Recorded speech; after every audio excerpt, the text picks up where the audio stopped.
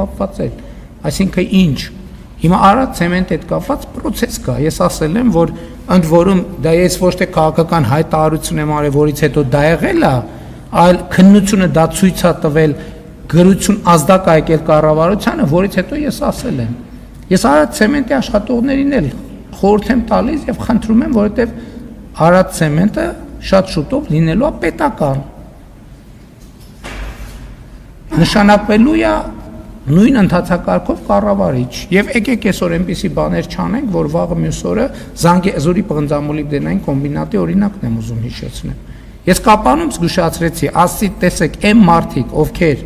այսօր այլև պատվերով գործողություններ են անում, այդ մարդիկ ազատվելու են աշխատանքից։ Ես հունիսին ասեցի, այդ մարդիկ արդեն օգոստոսին բոլորը ազատված էին աշխատանքից, նրանց մի մասի դեմ քրեական գործ է հարուցված, նրանց մի մասն է դատվել է։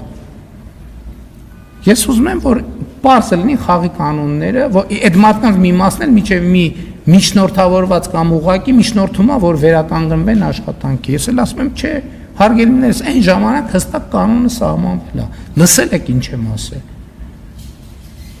Ես չեմ կարող, որովհետև այդ ասած այդ թվում ժողովրդի առաջ ստանձնած պարտավորություն է, ես չեմ կարող դրանից նահանջել։ Հիմա նույնը խնդրում եմ Արադ ցեմենտի հարգելի աշխատողներին չմտնել դաշտեր, որ հետո տարիներով անընդհատ այս նույն ցիկլի մեջ մտնենք, նրանք ովքեր կանեն այդ կարգի գործողություններ, այսինքն, չգիտեմ,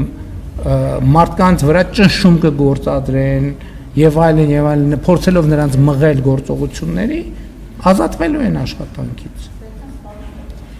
Այո, սպառնում եմ ըստ էության։